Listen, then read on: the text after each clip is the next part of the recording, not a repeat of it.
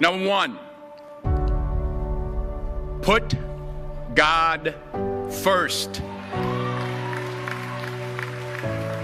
Put God first in everything you do. Everything that you think you see in me, everything that I've accomplished, everything that you think I have, and I have a few things, everything that I have is by the grace of God. Understand that. It's a gift. 40 years ago, March 27th, 1975, it was 40 years ago, just this past March, I was flunking out of college. I had a 1.7 grade point average. I hope none of you can relate. I had a 1.7 grade point average. I was sitting in my mother's beauty shop. They still call it beauty shops now? What they call it now? Yeah, I was sitting in the beauty parlor. I was sitting in my mother's beauty parlor, and I'm looking in the mirror, and I see behind me this woman under the dryer. And every time I looked up, she was looking at me, just looking me in the eye. And I didn't know who she was, and I said, she said, somebody give me a pen, give me a pencil, I have a prophecy. March 27, 1975, she said, boy, you are going to travel the world and speak to millions of people. Now, mind you, I was flunked out of college. I'm thinking about joining the army. I didn't know what I was going to do, and she's telling me I'm going to travel the world and speak to millions of people. Well, I have traveled the world, and I have spoke to millions of people. But that's not the most important thing, the success that I had. The most important thing is that what she taught me and what she told me that day has stayed with me since. I've been protected. I've been directed. I've been corrected. I've kept God in my life, and it's kept me humble. I didn't always stick with him, but he always stuck with me. So stick with him in everything you do. If you think you want to do what you think I've done, then do what I've done and stick with God. Number two, fail big. That's right. Fail big. Today's the beginning of the rest of your life, and it can be very frightening. It's a new world out there. It's a mean world out there, and you only live once. So do what you feel passionate about. Take chances professionally. Don't be afraid to fail. There's an old IQ test, was 9 dots, and you had to draw 5 lines with a pencil within these 9 dots without lifting the pencil. The only way to do it was to go outside the box. So don't be afraid to go outside the box.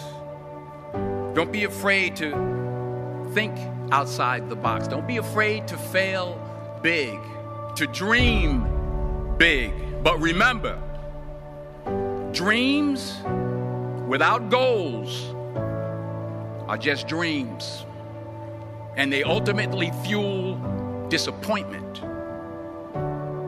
So have dreams, but have goals. Life goals, yearly goals, monthly goals, daily goals. I try to give myself a goal every day.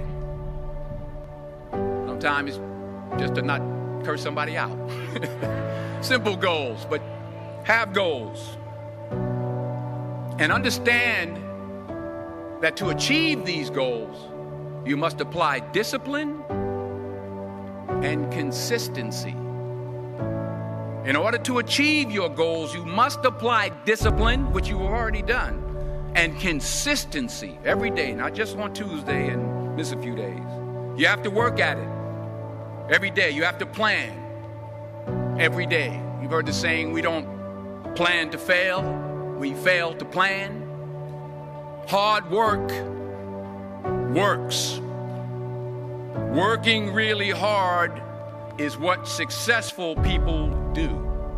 And in this text, tweet, twerk world that you've grown up in, remember, just because you're doing a lot more doesn't mean you're getting a lot more done. Remember that. Just because you're doing a lot more doesn't mean you're getting a lot more done. Don't confuse movement with progress. My mother told me, she said, yeah, because you can run in place all the time and never get anywhere. So continue to strive, continue to have goals, continue to progress.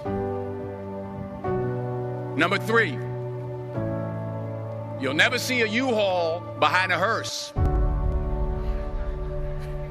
I'll say it again. You'll never see a U-Haul behind a hearse. I don't care how much money you make, you can't take it with you. And it's not how much you have. It's what you do with what you have.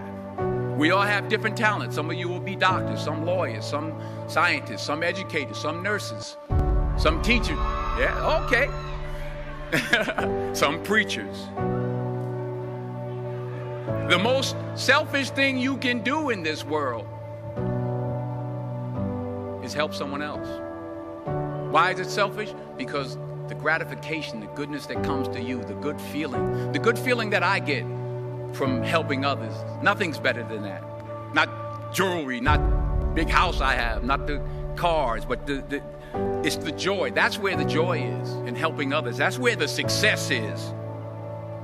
Finally, I pray that you put your slippers way under the bed tonight, so that when you wake up in the morning, you have to get on your knees to reach them.